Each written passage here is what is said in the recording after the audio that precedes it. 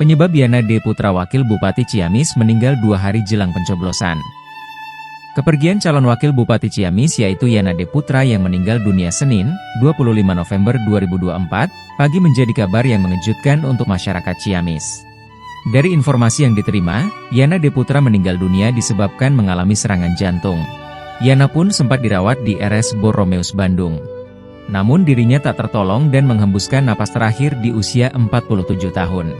Siapa sangka jika pria bernama lengkap Yana Diana Putra ini akan berulang tahun pada esok hari. Diketahui, Yana D. Putra lahir pada tanggal 26 November 1976 dan besok Selasa adalah bertepatan dengan tanggal kelahiran Yana.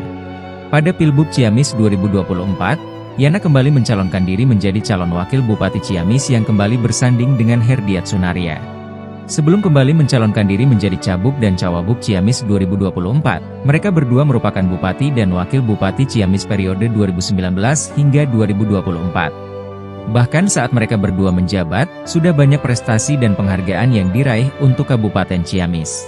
Pemerintahan Kabupaten Ciamis di bawah kepemimpinan Bupati Herdiat Sunaria dan Wakil Bupati Yana D. Putra berhasil mengukir berbagai prestasi dan meraih penghargaan secara berturut-turut. Lebih dari 400 penghargaan telah diterima, menandakan prestasi atas keberhasilan pemerintah Kabupaten Ciamis di berbagai bidang. Sebelumnya, diketahui jika pasangan Cabub dan Cawabub Yana dan Herdiat Sunaria melakukan kampanye akbar di Taman Lokasana Ciamis. Namun takdir berkata lain, 2 hari jelang Pilkada Serentak 2024, Yana D. Putra kini berpulang ke pangkuan Sang Ilahi.